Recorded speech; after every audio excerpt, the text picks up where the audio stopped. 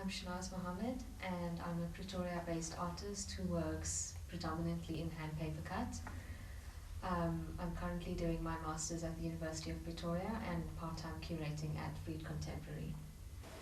Thank you very much for that, Shenaz. Tell us a bit about your work. My work deals with a religious content in terms of remystifying Islamic aesthetics. So I look at my position of being a female Muslim in South Africa and how I deal with the religion in that context. So it's very different, obviously, to other countries and other people, and I feel we sort of have our own interpretation of it.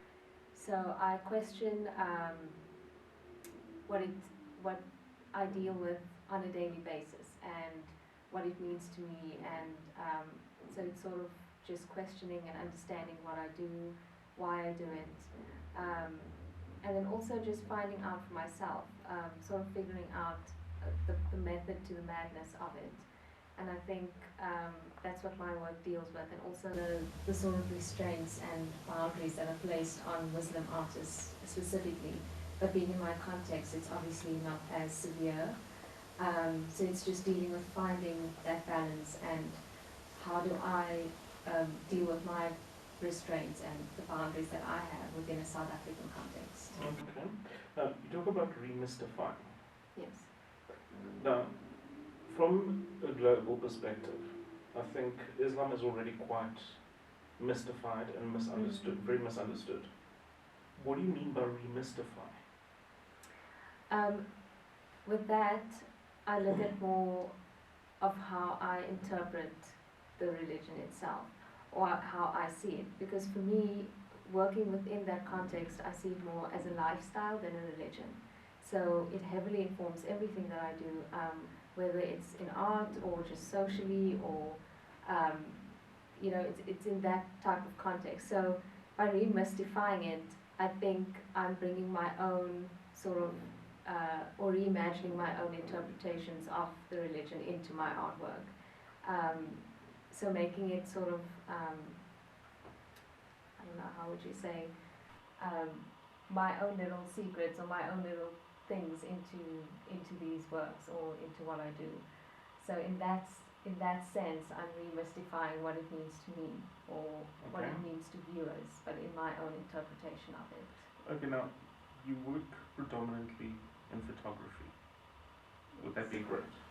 I would say paper cut, but I started off with a photography basis. Well, it was in my fourth year of studies that I went into that new medium. Yeah. Okay, and then from there, satellite data engineering was introduced. Yes, okay. But I would consider it more performative photography, because a lot of the images that I use were taken from video stills that I've done, and those entailed doing sort of performances of daily rituals or daily things that I would do as a female Muslim. So I would choose stills from there and use that as photography. Okay. Talk to me a bit more about the performative notion of the photography. I would select things that I would question and what I wanted to know more about, because it's also a journey for me of exploring these ideas and these concepts, because when we're brought up, we're sort of just told that this is what you have to do and you have to do it. And as I got older, I thought, well, I need to question why I'm doing it. I need to understand, because a lot of fear comes from not understanding something, which I think is sort of that stigma around Islam and is not understanding. And that's what I wanted to do, is to understand it for myself. So in that sense, I took certain aspects. For example, I like the hijab or the headscarf. And I would question, okay, well, what is the significance for this? Or I was told, yes, I have to wear it, or for certain occasions or certain things. And then, but my mom, like, she wears it full time. And for her, it was sort of her spiritual journey, and her interpretation of it was that why she chose to wear it. So for me, it was just questioning what is the significance of this, or what does it do for you spiritually or on another level?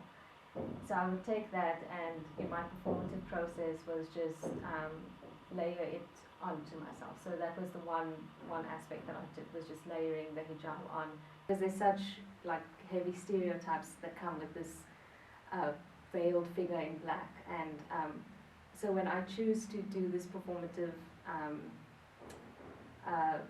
videos, then I sort of take the hijab that I have or things that are around me, which is not necessarily black. It's colourful, it's sort of fashionable and trendy, and so it's sort of, you know, that again, that my interpretation of being in this context. So I would take that and sort of layer it on, and you know, just see what happens with that process and of my revealing and concealing and that sort of understanding. Okay, you spoke about that word particularly in the catalogue, that from your fourth year. I think it's from your fourth year. Yes. Now, one of the interesting descriptive words you used was erotic. Talk to us more about that, because I think the interesting thing there is that it is a very limiting. The process of wearing a headscarf or the burqa is about protecting the woman's body. Yes, and modesty, I think. Yeah. Yeah, and stopping men from being seduced, in essence, from my understanding. And it's quite interesting that you talk about the idea of the erotic in that. Could you please just elaborate a bit more on that? That comes from a sense of being the exotic as well. I think that was a term that was thrown around in my fourth year as well, with a lot of people that were viewing my work for the first time would think, oh, it's exotic work, and the images that I use, because I use myself in the works as well, and they were sort of like very posed or staged in a sense that to make it look more appealing, or to sort of maybe mystify this idea of the hijab. So I wanted to bring in that sort of sense of, it sort of breaks that wall of not being able to understand what you're looking at. So I thought the idea of making it more beautiful or more seductive would be a way to get people to sort of view it easier, or so they don't feel that they need to, or they don't feel blocked off from the work by not understanding what it's about, or the religion, or anything like that. So for me, it was just, my intention was to get, the audience to sort of make it more accessible for a wider audience, I think, was bringing in that idea of seduction or erotic. Okay. Yeah. What comes through in what you just said is the idea of the Western secular world and its views on a very strong, I don't want to call it religious, but almost an insular spiritual system that's very based on tradition and process. How do you marry those two opposites? Because obviously you are Africa. So yeah, for me, I feel like I am in both those worlds, and that was actually what my fourth year dissertation was, or fourth year research paper was based on, was being you know, two worlds in one body, because I'm so heavily influenced by the West, and then I still have this religious background that's also quite influential in my life. So I think it was much easier for me to marry the two, because that's my understanding of everything, and that's sort of the lifestyle that we made up here in South Africa. It was just you know, having your Western influence and the religious influence as well.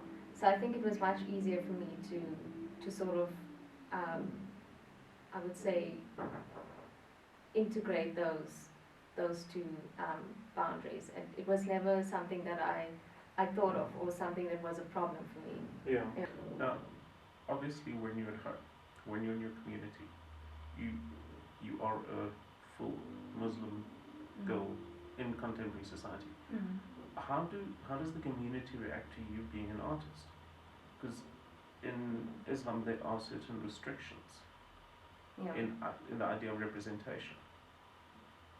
Yeah, it's quite a mixed reaction. Like I said, like people fear what they don't understand. Yeah. So it's always it's very interesting when I tell people that I'm an artist, because they just think I paint or I draw, or it's always, you know, but they never ask me more about it. That's what I find interesting. They don't want to know more, I think, because they're scared or they don't know what they might find out if they inquire about it. So it is interesting to it, but I think the idea is very narrow when it comes to art because they have a certain idea of what it is supposed to be.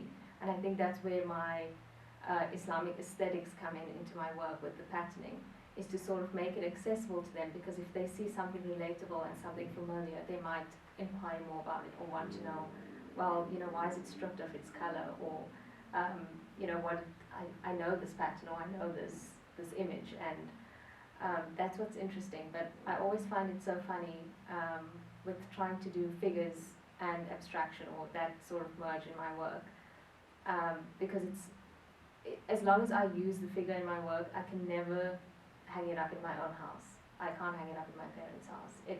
It's something that, you know, just won't be allowed. Yeah. But I do it anyway, and I think that's why I use myself in my work and not any other figure, because I feel more comfortable, and I think then, you know, the onus would be on me, and so it's not implicating anyone else in the work. So in essence, it could also be seen as you trying to find your physicality in your practice as well as your faith. Yeah, I think that could be true as well for my work. And also, just to go back on your other point, it's a lot of, sometimes people may see it as controversial in how I use the figure. So, for instance, I had a work out 2 years ago at the Turbine Art Fair as well, but it was myself in the full niqab. But because I'm not dressed like that on a daily basis, and I chose to photograph myself in that way, some people, I had a Muslim man that came to me and he found it quite offensive that I put that up, and I sort of had these like colored circles on with paint that I did over the figure as well. But it was, for me, it was a sort of celebration of the South African culture and me being in the society. But he took it like a totally different way, and it was quite interesting, and he told me, he joked about it after, but he was like, you know, you could be like stoned for this, like, what are you doing? So it's interesting the reactions that I get.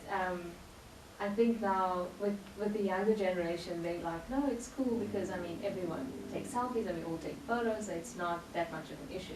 But he was an older guy, and I think the older generation doesn't quite understand what I'm doing, especially because they don't, they're not familiar with art, or they weren't exposed to it as much. I think it's even more difficult for them to deal with the subject matter of my art than just the art itself. Okay. Yeah. Talk to us a bit about Islam aesthetic, because I find that quite interesting. That's more to deal with the abstraction that comes from Islam, because there was a rejection to figurative representation.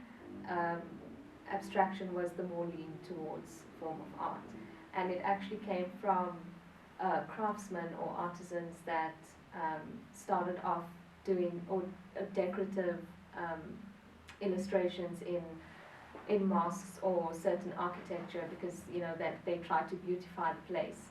So that's where that sort of aesthetic came from, and it's not so much from geometrics. I know a lot of the history deals with the geometry behind these patterns or behind these sort of aesthetics, but it actually came from just doing what they know how to do or what they feel they could do, which then later on obviously evolved into more complicated, intricate patterns, and then bringing geometry in it. But it started off very simple. There were figurations in early Islamic art, but that was sort of to illustrate something that was said in the Quran, maybe, or to try and, you know, understand something else. So those aesthetics come from, well, for my reference in my art, it comes from mainly Islamic architecture, and because that's what we were exposed to growing up, that's the sort of only art we knew. So I sort of went back to that familiarity and that, you know, that sort of aesthetic in Islamic art. Okay, so there has been a history of a very strong aesthetic sense, although geometric. Then obviously there is an issue with the Islamic State. effacing all the images and decorative aspects. Where do you think that might come from? Just as a left field question. Yeah, I'm actually not sure, because it's so weird how a lot of what they do contradicts with a lot of what we are taught and what we think. So it's quite strange that they would choose to do that. I know a lot of Muslim artists or international Muslim artists who get their works defaced and you know, sort of a rejection to their work. But I'm not sure with the Islamic State, or what, you know, is their reasoning for the traditional, to deface the traditional, I think. Yeah, it's quite strange.